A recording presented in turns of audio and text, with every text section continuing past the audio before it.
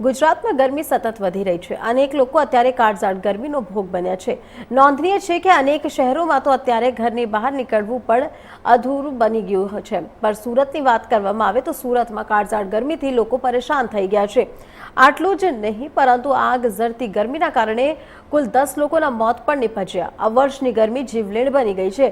મળતી વિગતો પ્રમાણે સુરતના વારછા, વેસુ, પાંડેસરા અને ઝાંપા વિસ્તારમાં 10 લોકોના મોત થયા છે। તમને જણાવી દઈએ કે સુરતમાં ગરમીના કારણે અત્યારે હીટ સ્ટ્રોક, ગભરામણ, અચાનક ખેંચ, બેભાન જેવી સમસ્યાઓ આવી રહી છે। નોંધનીય છે કે કાળઝાળ ગરમીના કારણે લોકોની ચિંતા સતત વધી રહી છે। સુરતમાં કાળઝાળ ગરમીના કારણે અસહાય બફારો પણ થયો છે। વધતી જતી અતિશય ગરમીના લીધે લોકોમાં અને રસ્તે ચાલતા રાહદારીઓને અનેકો મુશ્કેલીનો સામનો કરવો પડે છે। આવી અતિશય ગરમીના લીધે પોતાની અને શરીરને ઠંડક આપવા માટે ફળ, લીંબુ શરબત જે પાણીનો ભરપૂર ઉપયોગ વધ્યો છે। તરફ ગરમીનો પારો સતત વધતો જઈ રહ્યો છે ત્યારે લોકોની મુશ્કેલીઓ અને ખૂબ જ હાલાકીનો સામનો કરવો પડે છે। ત્યારે લોકોને આપણે મળીએ, આપણે સુરત શહેરના સચિન વિસ્તારમાં છે, અહીં લોકો તડકામાં નીકળી રહ્યા છે તો કોઈ વૃક્ષની છાયડાની રાહ જોઈએ છે કે કોઈ વૃક્ષ મળે ત્યાં ઊભા રહે છે, કોઈ ઠંડી જગ્યા મળે ત્યાં ઊભા રહેવા માટે તૈયાર છે કે સિકંજી અથવા શરબત, લીંબુ શરબત અને ફ્રૂટ અને એવી કોઈ જગ્યા હોય ત્યાં લોકો પોતાને શરીરને ઠંડક આપવા માટે ઊભા રહે છે। આપણે અહીં મળીએ, એક સિકંજી વાળા ભાઈ છે, તેમને મળીએ।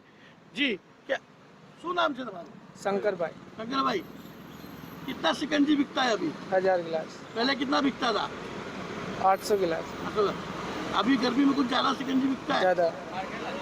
अब शिकंजी का भाव क्या है? 20 रुपये। पहले कितना था? 15 रुपये।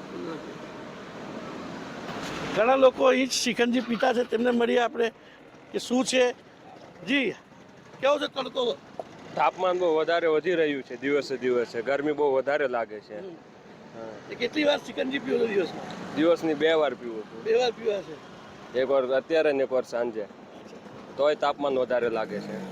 હાલ ગરમીનો માહોલ છે, લોકો પોતપોતાની ઠંડક મેળવવા શિકંજી, લીંબુ શરબત, નારિયેળ પાણી, શેરડીનો રસ, કુદરતી જે ફળો છે તેમના રસોનો ઉપયોગ કરી રહ્યા છે। તમે જોઈ રહ્યા છે જે રસ્તાઓ પર વૃક્ષો છે ત્યાં લોકો ગાડી લગાવીને છાંયડો લેવા માટે ઊભા રહે છે અથવા આવા ફળ અથવા આવી દુકાનોમાં ઊભા રહીને ઠંડક માટે પ્રયત્નો કરે છે। હું સુનિલ પ્રજાપતિ, ઇન્ડિયા ન્યૂઝ, સુરત।